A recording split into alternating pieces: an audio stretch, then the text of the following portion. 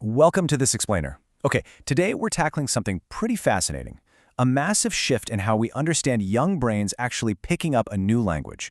If you've ever watched a kid try to learn a second language, or maybe you vividly remember struggling through your own early language classes, you know it can be all over the map. Sometimes it's magical, and other times it's incredibly frustrating. Well, today we're diving into some really compelling 2025 research by Salami Aydin that proposes a radical and honestly much-needed shift in early language education. We're going to break down exactly what this means for classrooms and for the kids in them.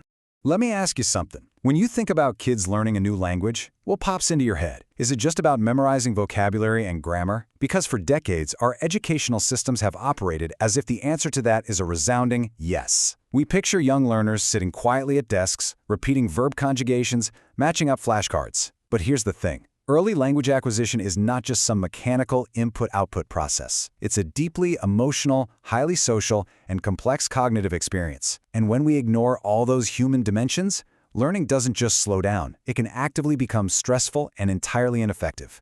To really get why the solution works, we have to look at the misconception that caused the problem in the first place. So, Section 1, the language learning myth, and this idea of children as sponges. We've all heard it, right? Oh, kids, they're just like little sponges, soaking up new words. It's a super common myth. Now, yes, young children absolutely have remarkable neuroplasticity that helps them acquire language quickly. But treating them like passive vocabulary sponges is a massive oversimplification. I mean, think about it. A sponge is great for wiping up spilled milk, but it doesn't have feelings, it doesn't need a safe environment, and it certainly doesn't care if it belongs. Children, on the other hand, have profound emotional and developmental needs. When we build curriculums based entirely on this sponge myth, we're completely ignoring the human element of learning.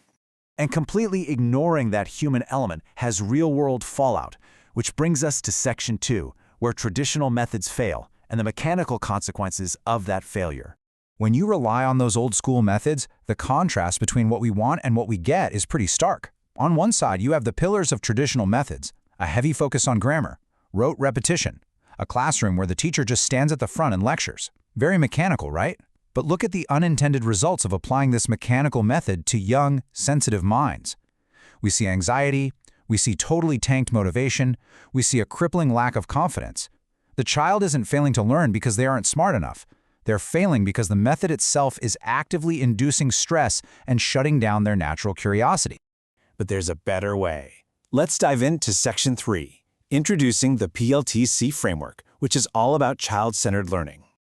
So, PLT-C stands for Positive Language Teaching to Children. This is the big concept detailed by Salami Aydin in the Eurasian Journal of Language Teaching and Linguistic Studies, and it's a total game changer. It's a completely child-centered framework that takes its roots directly from positive psychology. The idea is that we absolutely must integrate the emotional, social, and cognitive dimensions of a child's life straight into the classroom. The overarching goal is no longer just drilling vocabulary. It's creating a deliberately safe, genuinely joyful environment. It shifts the perspective entirely so that the child, not the grammar textbook, is finally at the center of the learning process. This framework rests heavily on 5 core positive psychology elements. We're talking about emotions, engagement, relationships, meaning, and accomplishment. If you're familiar with positive psychology, you might instantly recognize this as basically the PERMA model, just adapted for young learners. And these are absolutely not just nice-to-have buzzwords. They are functional, non-negotiable requirements. They work together as a little ecosystem to ensure that a child feels secure, feels seen, and finds actual purpose in what they're doing. When you have all 5 of these elements locked in, kids don't just tolerate class, they're genuinely eager to participate. And this leads us to a really powerful realization. Songs, games, and storytelling are not just entertainment. In the traditional model, a teacher might toss in a song or a game as a little break from the real, serious work of learning grammar. But under the PLT-C framework, these creative activities are totally elevated. They are the actual vehicles for learning. They are scientifically supported, absolutely essential components of language development because they speak the child's natural language, the language of play. We can actually map this out like a cognitive engine to see how it works biologically. Step 1, the child engages in a creative activity like a fun game. Step 2, because it's play, the child experiences genuine positive emotions, joy, excitement, amusement. Step 3, and here's the magic. Those positive emotions biologically reduce anxiety and spike internal motivation.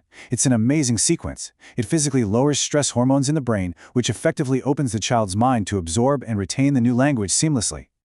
Of course, none of this works in a vacuum. Which brings us to Section 4, the power of relationships and supportive interactions. In the PLT-C framework, the human connection between the educator and the student is literally the foundation of the whole thing. Supportive interactions are what build three absolute pillars: trust, belonging, and confidence. A teacher isn't just a distributor of information, they're an emotional anchor. Because think about it, without trust, a child won't speak up. Without a sense of belonging, they're just going to tune out. And without confidence, they'll second-guess every single word. You simply cannot have a positive language classroom without these three relational elements. It's a direct pipeline from emotional support to actual linguistic fluency. It all starts with step 1, emotional security. Only when a child feels completely secure will they move to step 2, which is becoming willing to take risks and make mistakes. I mean, think about how terrifying it is to try speaking a new language, knowing you're probably going to sound a bit silly at first. You have to feel safe to even try. And only when they take those risks do we reach step 3, actively using the new language. Active use requires a safe space to fail, and that space is 100% constructed by strong supportive relationships. So this really forces us to rethink the ultimate finish line of education entirely. Section 5, well-being over just words, a holistic approach. Think of language learning as a balanced pie. For the longest time, we've acted like linguistic competence, just knowing the words, was the entire pie. But the PLT-C framework shows us that it's literally just one slice. A truly holistic language learning experience means we are simultaneously developing cognitive growth, we're refining social skills as children interact, and we're nurturing emotional development. You really can't separate the language from the child's overall growth. They happen together, or they frankly don't happen at all. And that brings us to this definitive, bottom-line statement. The ultimate goal of language education is well-being. Yes, of course we want children to learn to communicate in a new tongue, but absolutely not at the cost of their mental health.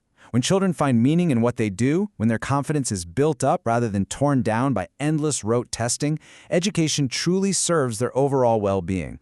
We aren't just trying to raise bilingual students here. We are trying to raise healthy, happy, capable humans. It all really comes back to this powerful insight from Salami Aiden's research. When children enjoy learning, language learning becomes a lifelong positive experience. That right there is the real victory.